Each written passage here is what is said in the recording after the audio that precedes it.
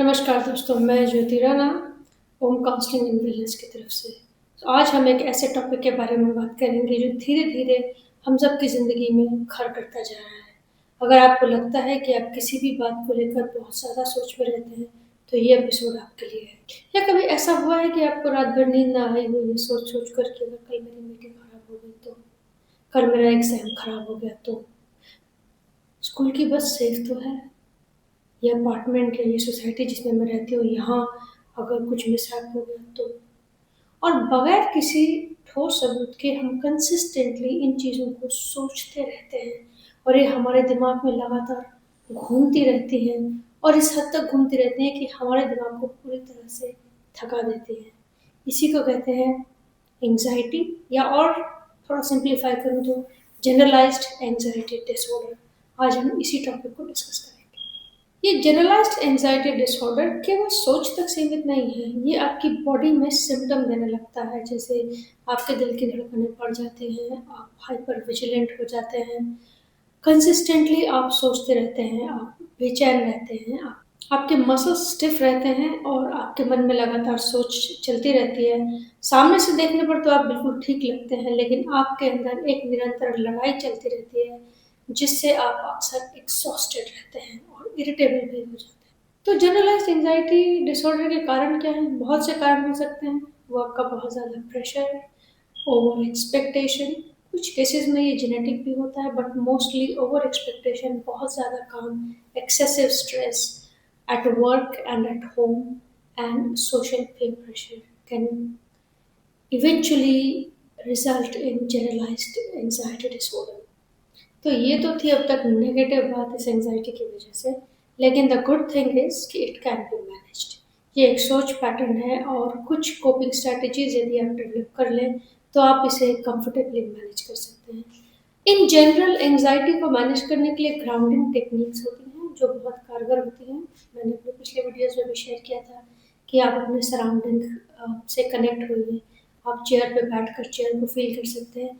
लेकिन आज एक और स्ट्रैटेजी हम शेयर करेंगे, that is muscle relaxation, that is progressive muscle relaxation. So आप सीधे बैठे, अपने पाँव को महसूस कीजिए वो ज़मीन पर है, एंड उन्हें थोड़ा सा सिकोड़ेंगे और रिलीज करेंगे। We will start from our toes, पाँव की उंगलियों को एक बार सिकोड़ें, फिर खाली करें, then to your feet, coming up to your calves, thighs, relax, stomach, relax, relax your chest, relax your chest muscles, relax your fingers, relax your hands, relax your shoulders. अपने नेक muscles को रिलैक्स करेंगे, relax your facial muscles